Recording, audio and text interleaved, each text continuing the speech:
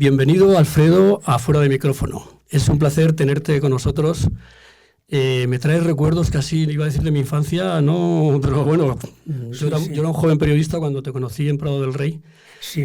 En una etapa que, curiosamente, fíjate, después de haber hecho, tú habías hecho ya 35 millones de españoles. 35 millones de Estaba, españoles. yo creo, el tema, no sé si de 300 millones eran aquellos 80. Todavía no habíamos ganado tanto, pasar de 35 millones a 300 millones. Bueno, quiero decir, curiosamente, en aquel tiempo te quejabas, y con razón, de que una persona que había tenido mucho éxito no tenía trabajo. Y te estabas planteando irte, que creo que al final lo acabaste haciendo, a Motril a cultivar aguacates, ¿o cómo fue eso? Bueno, sí,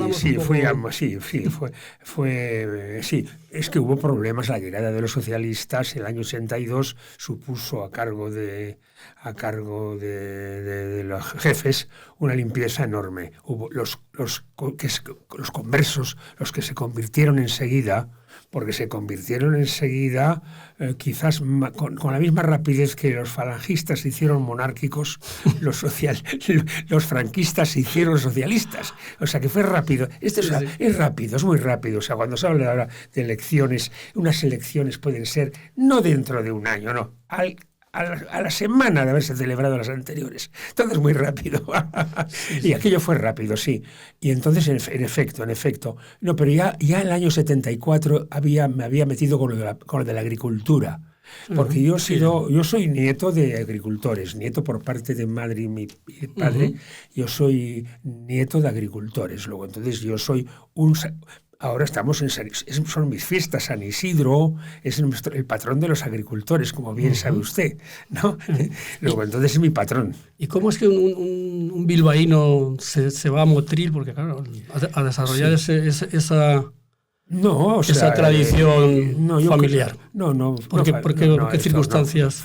Fue una casualidad, porque yendo mucho a Almería por los rodajes de las películas, pues cogíamos generalmente el avión en Málaga. Y tenía de Almería a Málaga, pasaba por Motril. Y en Motril, cuando todavía decían del túnel para abajo no es España, y no querían saber nada ni con los almerienses, ni con los malagueños, ni con los granadinos, los de Motril, que fueron cantonales y tuvieron moneda propia, casi idioma propio, entonces entendieron que había que hacerse ya granadinos, y se hicieron granadinos, y yo me hice motrileño. Eso, sumado al momento que se vivía en el País Vasco, aunque yo no estaba en el País Vasco, pero sí supuso, era la corriente que se estableció del País Vasco a Andalucía. Hay muchos vascos, sí. Hay muchos vascos en la costa. Sí. El trasvase de capital vasco a Andalucía, la ETA tuvo la culpa de que mucho dinero vasco bajase a Andalucía. ¿Qué duda cabe? Oye, ¿qué hay que hacer para mantenerse como te mantienes tú, con 82 años recién cumplidos, con esa vitalidad, con el mismo flequillo que llevabas, que era entonces el flequillo más famoso de España, yo creo, ¿no? Atribúyelo a mi padre, ¿no? A mi padre y a mis abuelos. Yo creo que la mejor herencia de mi padre fue el pelo, ¿no?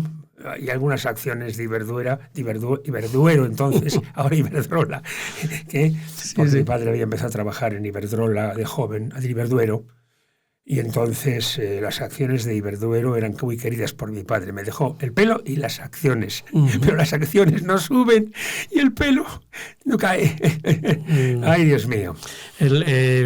Fíjate que repasando un poco las cosas que has hecho en la tele, has hecho de todo, aparte que luego hiciste más temas, no nos extenderíamos mucho si habláramos de lo que hiciste luego en Telecinco, de tus libros, de tus obras de teatro, pero quiero decirte, hay una cosa que sí que llama la atención, ¿no?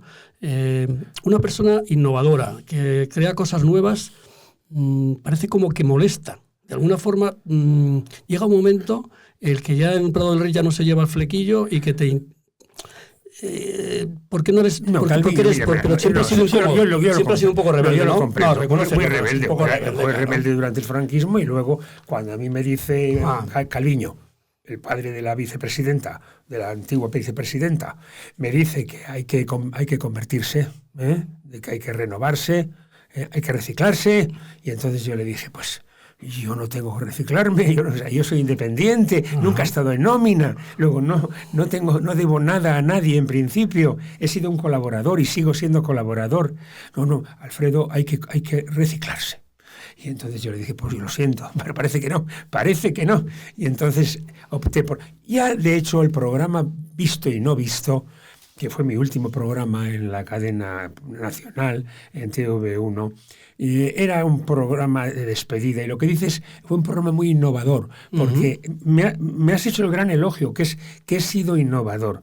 Lo que más me apasionó a mí del medio, yo empecé en prensa. Hice también un poquito de radio. De la escuela de pueblo, ¿no? Claro. Hemos hablado hace un momento de... No, y también hice los primeros reportajes en color en el ABC también, con César Lucas. Gaceta Ilustrada, me recuerdo, ¿no? También. Sí, hice mucha prensa. Me gustaba la prensa y quizás gracias a que los periodistas de prensa, creo que, incluido Hermida, pasamos muy bien a la televisión. La gente de radio pasó a la televisión con ciertas dificultades porque no tenían entre manos el valor de la imagen, el valor de la palabra frente al valor de la imagen. Sin embargo, el reportero de prensa sí trabajaba con fotógrafos siempre. Y el fotógrafo, además, un fotógrafo que nos mandaba mucho. Tanto es así, fíjate, que yo no tengo fotografías con muchas personalidades, ni con Agatha Christie. Yo he estado con muchas personalidades. Con Agatha Christie, no solamente con Agatha Christie, he estado con mi actriz favorita, que era Cid Charisse, las mejores piernas del mundo, ¿no? Cid Charisse. Y no tengo fotos con ellos, porque los fotógrafos que iban con nosotros tenían a gala darnos órdenes sobre las fotos que iban a hacer ellos, sin que nosotros pudiéramos dar órdenes. O sea, el fotógrafo era muy autónomo. Y de hecho no nos sacaban fotos con los personajes. Eran muy celosos de eso. Entonces la gente de radio tenía más dificultades, a excepción de algún, por ejemplo, ¿qué te voy a decir? Excepcionalmente, Matías Prats sí se acomodó a la televisión, ¿no? Su hijo también, pero otros periodistas, Soler Serrano con dificultad, porque hacía entrevistas, pero al radiofonista le costaba mucho traspasarse a la televisión. O sea, hacía como radiofotografía, radio exacto, con imágenes, ¿no? Pero sí, ponían en valor su propia voz, que era suficiente. Mira, Soler Serrano, qué duda cabe, ¿no? Pero el propio Bobby de Glané, siendo Bobby de Glané, tuvo dificultades y estando escribiendo, porque murió escribiendo libros sobre la televisión, porque él presumía de tener ideas clarísimas sobre televisión. Sin embargo, en la práctica no se acomodó a la televisión, en el propio Bobby de Glané. Peque regular, las estrellas de la radio. Esto es un factor muy interesante. Entonces, ¿qué pasa? Que los hombres de la prensa pues traíamos la imagen dentro del cerebro y dentro del ojo. ¿Estabais más en la calle también? No, en la calle, la propia calle. Se hacía un periodismo más... La propia calle, sí. Y pusimos en valor la imagen. Nos traspasamos muy bien de prensa a televisión. Hemos hablado del diario Pueblo. No sé, ¿qué tal te llevaste con Emilio Romero? Porque Emilio Romero era una personalidad también muy... con carácter fuerte. Muy fuerte, pero con los recién llegados, que fuimos José Antonio Plaza y yo, por ejemplo, casi simultáneamente, con los recién llegados era muy cariñoso y él dijo... muy permeable. Él solía decir, has llegado a un periódico muy permeable, ¿no? Incluso José Antonio Plaza, que también tenía mucho carácter, me acuerdo de que Emilio Romero un día reúne la redacción de Pueblo, hablo del primer Pueblo, de la calle Narváez, número 70. Entonces reunió a la redacción y todo el mundo estuvo expectante, ¿no? Porque ha reunido toda la redacción. Silencio, dijo Emilio Romero. Todo el mundo interrumpió el trabajo, las conversaciones. Os voy a decir que ha llegado hoy un muchacho aquí que me acaba de decir que ustedes tienen que ir preparándose porque él viene a trabajar muy fuerte y dice que se ha casado con la noticia. Entonces, Tico Medina se puso de pie y dijo, director, eso a nosotros no nos importa, porque concretamente yo puedo decirle a José Antonio Plaza, ese nuevo que ha llegado, que le voy a poner los cuernos. Si se ha casado con la noticia, le voy a poner los cuernos. Era una redacción vibrante, de plena guerra. O sea, me acuerdo que yo el año 62, me parece, llegué a tener el mes de diciembre 7 portadas. Ayer una guerra a ver quién saltaba a la portada del periódico. Sí. O sea, que había hasta navajazos. Sí. Una auténtica guerra. Era precioso. Era como Fleet Street. Era lo que llegué a conocer en Londres por pelos, por muy poco. Ya no existe Fleet Street, la calle Fleet Street en Londres ya no es la calle de los periódicos fueron ya repartiéndose, pero fue una calle fabulosa, todos los bares eran de periodistas, era apasionante. Oye, es curioso que ahora, con todo el tiempo que ha pasado, tú te coges en el archivo el programa 35 millones de españoles y ahí denuncia... supongo que habría presiones porque os metíais con grandes empresas por temas... quiero decir, ese periodismo no desmerece y ese programa prácticamente ya no se hace en la televisión ahora, ¿no? Pues no, claro, es que era una potencia de opinión la monarquía que tenía Televisión Española, de ser la única. Sí. Era fabulosa hasta el punto de que, hablando de 35 millones, una vez que subió la electricidad, incluso a cotas más altas que las que ha obtenido ahora, tuvimos la fuerza de llevar la televisión y a este programa de 35 millones, nada menos que a Oriol, de la familia Oriol, que controlaba el kilovatio en España, al rey del kilovatio. Le llevamos allí y tuvo que comparecer. O sea, llegamos a tener mucha fuerza. Tuvo que dar explicaciones, vamos. Sí. La televisión era una potencia y concretamente estos programas de denuncia, pues a veces eran muy explícitos. En algún lugar he leído que el caudillo, que Franco, alguien le dijo, oye, este es un molesto, Alfredo, me estoy... Y dices, no me lo toquéis. Quizá te tenía, dice que le caía simpático. Yo no me enteré. O realmente no. No me enteré. No, te consta que de 20 años me enteré. Es una leyenda urbana. Sí, no, cierto.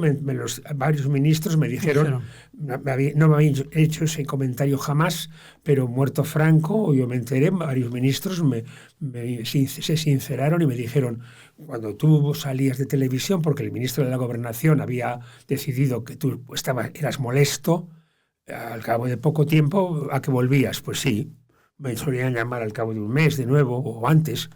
Pues sabes por qué era, ¿no? Porque Franco decía que ese continúe porque por culpa de eso, gracias a ese, yo me entero de muchas cosas. Ese fue el motivo, que yo en 20 años no me enteré de que alguien había velado por mi continuidad en televisión. Oye, como hay que hablar lógicamente de tu libro de memorias que se ha publicado recientemente, Mis 7 vidas. 7 vidas dan para mucho, ¿no? Bueno, 7 vidas es una forma de desglosar la vida azarosa, ¿no? El azar. Yo le doy mucha importancia al azar. Pero has vivido intensamente, has vivido mucho, ¿no? He vivido, claro, el periodista. Me hice periodista para poder estar con gente con la que normalmente no puedes estar. Gente muy brillante, o gente muy famosa, o gente muy rica. Yo he tratado con banqueros también, que de otra forma no hubiera podido tratar, ¿no? O sea, con banqueros, contra todos los banqueros, tenía acceso. El periodista ha tenido acceso, ahora ya no, porque entonces me acuerdo que íbamos a Barajas, cuando llegaba una personalidad, 5 periodistas, 7 periodistas, ahora pueden ir 70. Éramos 4 gatos, es la verdad. Pero en eso, como en todo, 4 gatos. Y podíamos aspirar a muchas cosas, y yo concretamente quise ser periodista para poder viajar, para poder estar con artistas, por ejemplo. Yo me recuerdo, hoy he estado tomando churros en el San Ginés, que yo tomé cuando tenía 17 años y estaba terminando el preuniversitario. Vine a Madrid para verle, me enteraba yo que era muy famosa ya Nati Mistral, había sido la heredera de Celia Gámez, y había estrenado en el teatro Eslava, había estrenado con Tony LeBlanc. Había estrenado una comedia y me dedicó una foto, y luego la cultivé toda la vida a Nati Mistral. O sea, esas vivencias o caprichos o lujos. Un periodista, que no ganábamos dinero, entonces que en las casas los periodistas teníamos muy mala fama. Mi propio padre y madre me dijeron, sobre todo mi madre, Repitió conmigo lo que decían todas las madres cuando un hijo decía: mamá, voy a ser periodista. ¿Periodista? Periodista. Prefiero antes que seas pianista en un prostíbulo. Decían algunas madres. Mi madre no llegó a decir eso, pero estaba en esa línea, ¿eh? Teníamos muy mala fama. Mujeriegos, borrachos. El periodista tenía muy mala fama. Algunas veces ganada a pulso esa mala fama. Trasnochaba mucho el periodista. Yo hice Noches de Madrid durante un par de años. Sí, cuando los periódicos cerraban a las 2 de la mañana. Claro, yo hice Noches de Madrid en el Diario Madrid, hice Noches de Madrid en la agencia Hispania Press, hice Noches de Madrid y hacíamos allí sucesos famosos, hacíamos de todo, desde las 8 de la noche a las 4 de la mañana. Como retratista, tú retrataste, claro, en la España de los Botejaras, lo que era el país. Somos un país, alguna vez te lo he escuchado decir, somos un país diferente. O sea, decías, bueno, hemos tenido un presidente de una cadena de televisión que era ciego, que lógicamente no veía la televisión, pero hemos tenido pues a un director concretamente del programa 300 millones, que era Gustavo Pérez Puz, creo recordar, ¿no? Sí. Que no había viajado a América y el programa era el programa 300 millones. O sea, que somos capaces de cualquier cosa, ¿no? Así es. El programa 300 millones estaba a cargo de un señor que no había viajado a América. Luego, pero también en Telecinco, cuando fui con Valerio Lázaro, que me llevó a Telecinco, y estuve muy bien con él. Para mí ha sido Chicho y Valerio han sido fabulosos en mi carrera también, ¿no? Grandes profesionales. Fueron amigos, me valoraban mucho y me tenían como amigo además, y eso me honraba. Pero Valerio Lázaro, cuando vino de presidente, el presidente de la ONCE, ¿no? Sí, Miguel Durán.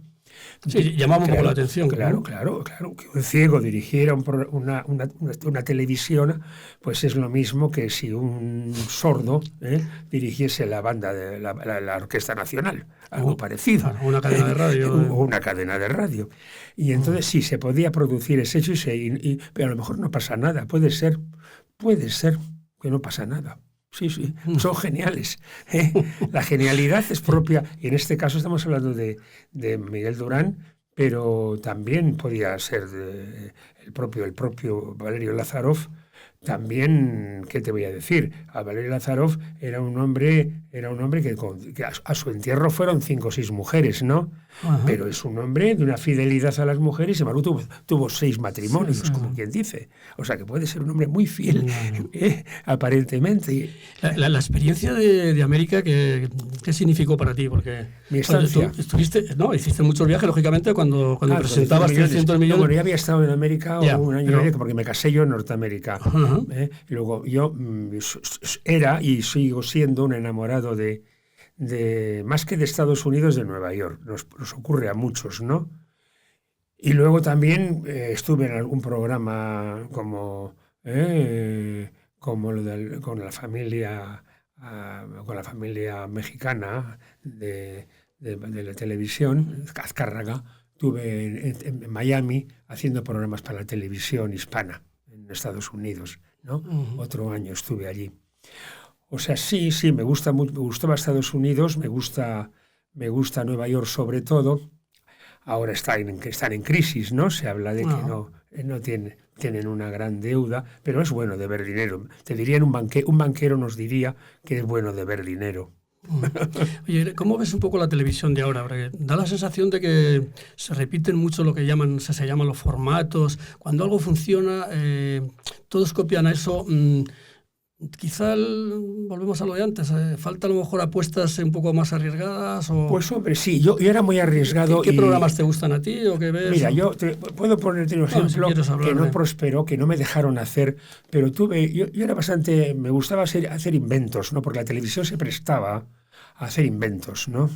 Por ejemplo, ¿qué te voy a decir? En el programa Vivir para Ver, yo creo que quise crear la cuarta pared, como en el teatro, una cuarta pared en televisión, con público detrás. Sí. Para que, ya que no hay público delante, que yo no veía al público delante, lo puse detrás, y era como la trastienda. De vez en cuando me volvía al público de atrás para ver qué opinaba y tal. Y en el programa Visto y No Visto, que fue mi último programa en la primera cadena, pues también traté de hacer algunos inventos. Y entonces pretendí un invento que era mezclar la publicidad con los programas. Se llamaba Super Revista y era empalmar. Si un spot de televisión terminaba, ¿qué te voy a decir?, con un paracaidista, entonces metía una noticia de paracaidistas. ¿Lo llaman zapping o no? Sí, o sea, una mistificación de la realidad con la publicidad. La ficción de los anuncios y la calidad imagen de los anuncios con calidad de imagen con las noticias. Y entonces hacer una mixtura que fuera capaz de crear un mundo bipolar, pero unitario entre la publicidad y para revalorizar la publicidad también. Y entonces les dio miedo y salió un producto muy interesante. El piloto me gustó muchísimo y lo tengo el piloto, lógicamente, pero les dio miedo eso de crear el matrimonio entre la publicidad y la realidad.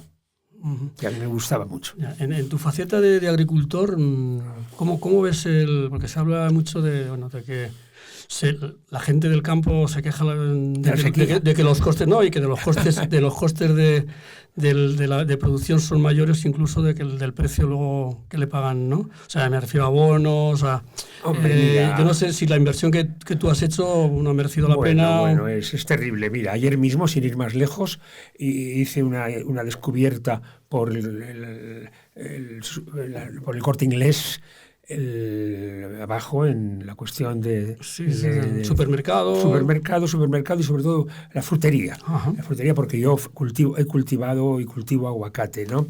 Y entonces seguro que entre las 30 frutas que puede haber ahora en venta, 20 frutas vienen de América ya. De Perú, o de Ecuador, o de Paraguay, o de Canadá, o de Estados Unidos. Y que dice de América, dice Israel, dice Sudáfrica. Quiere decirse, la agricultura ya, con los aviones. Mira, decían que había 3 cosas que iban a cambiar el mundo. Uno era el frigorífico, otro era el frigorífico por un lado, por supuesto. La televisión, la televisión es anterior, ¿no? Sí, era la aviación y era la televisión. Frigorífico. La aviación está cambiando el mundo, qué duda cabe. Ya no hay que utilizar contenedores para traer la fruta. Un avión puede llevar, igual que lleva carros de combate, un avión, le puedes poner 8 contenedores a un avión. 8 contenedores, pesados contenedores, igual que lleva 8 tanques. Y quiere decirse que en 48 horas o 24 horas pueden venir cantidad de contenedores de fruta de la República Dominicana o de México, y el aguacate está llegando, ya no es necesario el barco.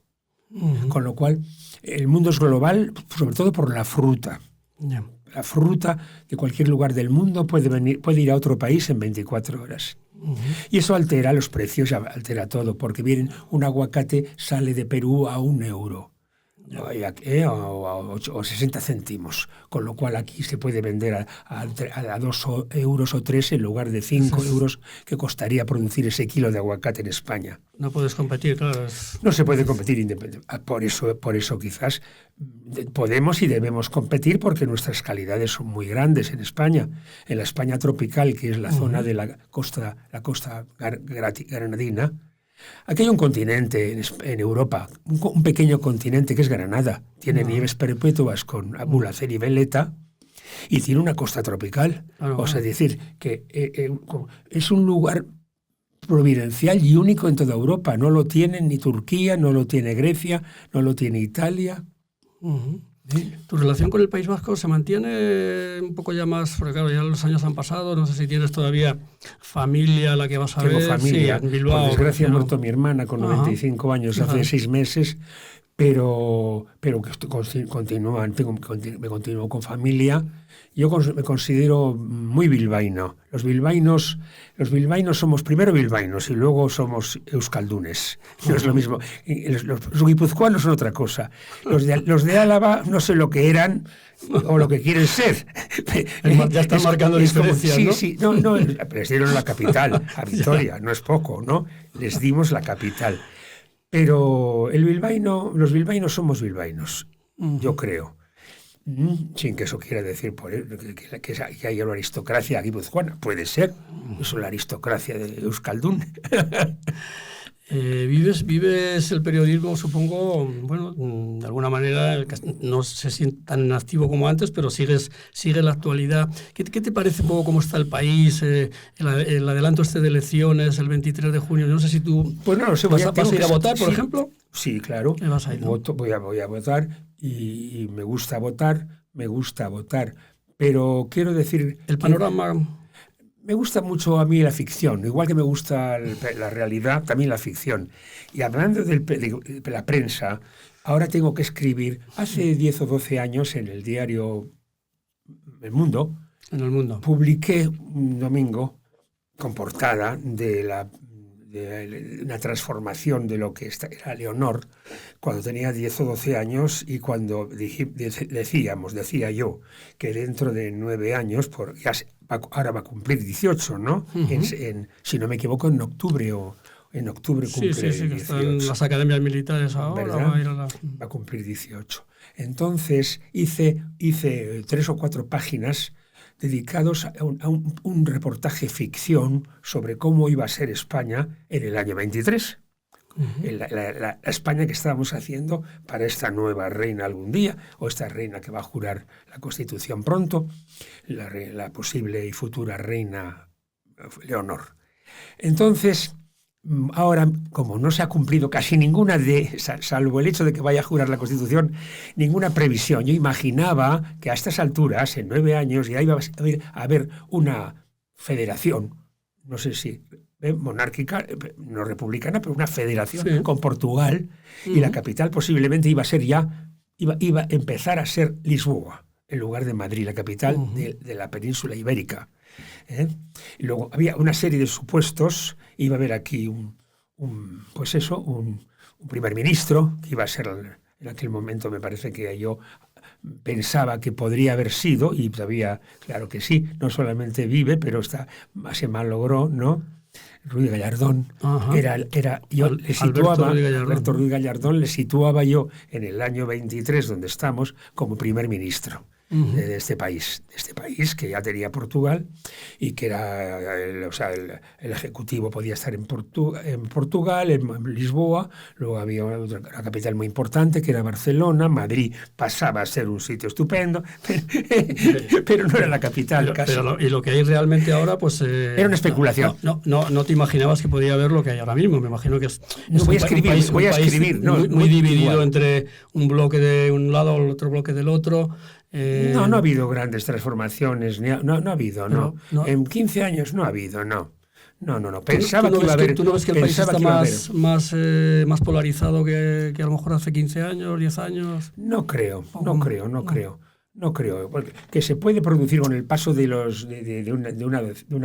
una decena, o sea, un par de décadas, posiblemente de años, pues posiblemente se materializarán esas aspiraciones que pueden tener, ¿no?, algunas comunidades, ¿no? Se materializarán posiblemente. Pero eso también constituirá, pues, un paso a la federación, a una nueva federación de este país donde la monarquía podrá seguir teniendo quizás más importancia que ahora, porque pasará a ser una federación de 17 o de 25 comunidades, si es que nos asociamos con Portugal. Oye, después de este libro tendrás otros proyectos, pero para ti la edad es una circunstancia, pero que puedes seguir haciendo cosas. ¿Y estás trabajando ya en algún otro libro? ¿O con las memorias ya has dicho, bueno, aquí cierro una etapa? No, hombre. ¿Has contado lo que no habías contado a veces? No, porque he desenterrado muchas cosas, ¿no? Bueno, nos dedicamos a desenterrar en este país, ¿sabes? Que nos gusta mucho enterrar, pero también desenterrar, ¿no? Igual... Enterramos bien, decía Rubalcaba, ¿no? Inhumamos y exhumamos, ¿no? Exhumaciones aquí a todo pasto, ¿no? Y entonces he exhumado muchos recuerdos, ¿no? Y también he inhumado muchos recuerdos, los he enterrado, que no los quiero ni considerar. Muchos recuerdos... La capacidad de olvidar es muy importante, igual que hay que ser a veces un poco desmemoriado, Tú no has sido nunca rencoroso en el sentido de pasar factura, porque bueno, pues, en este mundo del periodismo, igual que hablábamos de pronto te quedas sin trabajo, no te dan ningún programa. No.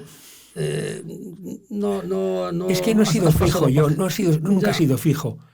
El hecho de no haber, de mi matrimonio de 45 años que tuve, ¿verdad?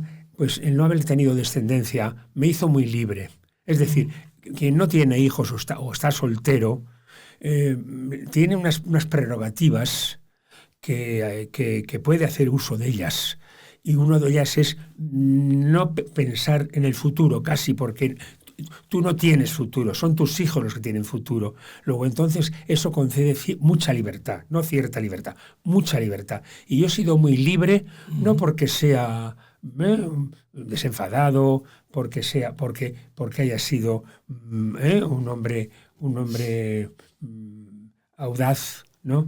Sino simplemente porque no me sentía obligado. Incluso mis propias necesidades no han sido muy importantes nunca. Ya, no tener hijos, no sé si a veces se te puede plantear todo lo que has trabajado tú, te has vuelto a casar. Eso no es importante. No tiene importancia. No tener hijos no es importante, no es grave. No. Lo que es grave es lo que está ocurriendo en este país, que no lo veo en ningún periódico, no lo dice en la radio, no lo dice en la televisión, que hay 1.800.000 hijos únicos. No. Que no tienen necesidad de trabajar y que no tienen problema de vivienda por mucho que nos empeñemos. No. Tienen casi los pisos de los 2 abuelos, de los 4 abuelos. Sí, pero tienen... O sea, este dato que se da aquí, en algunos otros países se da, pero más se da el no tener hijos. No esta situación en España de hijos únicos. Son auténticos dictadores en cada familia. Disponen de muchos medios. No se les compra a estos chicos por 400 euros al mes. Se equivocan los que les den, se crean que van a comprar incluso su voluntad. No necesitan. Los abuelos le pueden dar 400 euros.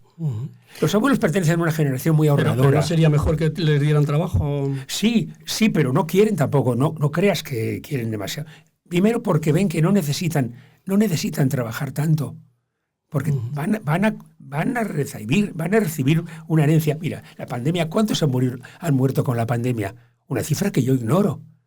Que me digan la cifra auténtica. 150.000. Ciento y pico mil, se habló de 100 y pico mil. Bueno, sí, pero no, creo que más. Ya se dejó Con de lo cual contar, las herencias, si se han y... vendido cantidad de automóviles de 40 y 50 millones después de la pandemia, o sea, ya ha habido mucha gente que ha recibido herencias, porque ha muerto una generación que ahorró mucho.